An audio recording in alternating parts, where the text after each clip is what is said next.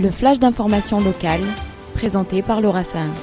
Bonjour à tous et bienvenue dans votre rendez-vous d'information. Nous sommes le mercredi 19 mars et voici les titres de votre édition. Nous vous en parlions hier, Albert Corrieri, 102 ans, victime du service du travail obligatoire instauré par le régime de Vichy, a été débouté par le tribunal administratif de Marseille de sa demande d'indemnisation de paiement des heures de travail du STO.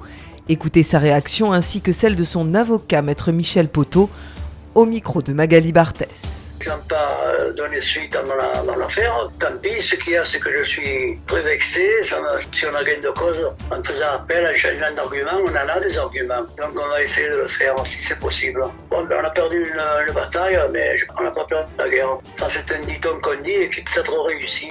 Nous allons interjeter appel de ce jugement car nous rapportions la preuve de la déportation de M. Corrieri, nous rapportions la preuve du STO dont a été victime M. Corrieri et le tribunal n'en a pas tiré toutes les conséquences car il a estimé que l'action engagée par M. Corrieri était prescrite alors que nous soulevions l'imprescriptibilité en raison de la déportation qui est un crime contre l'humanité.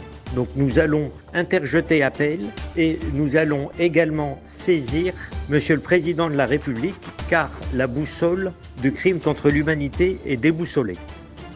Le CRIF Marseille-Provence lance sa première édition d'un concours d'éloquence, le prix Serge Klarsfeld.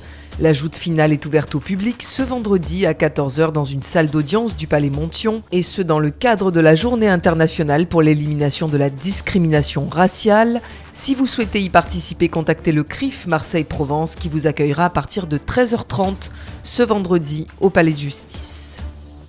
C'est peut-être le retour du célèbre marché du soleil. Le permis de conduire vient d'être accordé par la ville de Marseille aux propriétaires pour régulariser la situation et procéder aux travaux.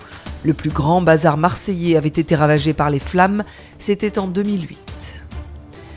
Les nauticales de La Ciotat ont débuté hier sous le signe des activités économiques maritimes. C'est la 22e édition. Vous pouvez y découvrir des stands d'artisans locaux, de la vente de matériel de navigation ou encore de la formation. Le parrain de cette édition est Henri Cosquer, l'un des plongeurs qui a découvert la grotte sous-marine remplie de peintures rupestres. Les poloistes du Cercle des nageurs de Marseille ont battu hier soir sur la scène européenne les Grecs 12-7. Deuxième victoire pour les athlètes locaux dans ces quarts de finale de Ligue des Champions. La météo aujourd'hui est de 14 degrés ce matin et jusqu'à 15 degrés cet après-midi sur notre belle cité phocéenne. Je vous retrouve à 13h pour l'invité de la rédaction. Je reçois aujourd'hui Audrey Cruciani, la présidente de l'association Candle for Israel, et Estelle Amar de l'agence juive. À tout à l'heure sur le 90.5. Tout de suite après ce journal, c'est l'instant Mag de Magali Barthès. De plus en plus de Français sont confrontés au harcèlement de rue. Afin de lutter contre ce fléau, Pauline Vanderkamp et François Morival ont créé l'application Umway qui permet de se déplacer et voyager en toute sécurité. Et François Morival est aujourd'hui l'invité de Magali Barthès. C'est tout de suite sur le 90.5. Enfin, n'oubliez pas votre concert événement le dimanche 30 mars. Isha Iribo viendra enchanter la scène marseillaise du Dôme. L'événement commencera à 18h30 avec de nombreuses animations et de nombreuses surprises. On compte sur vous.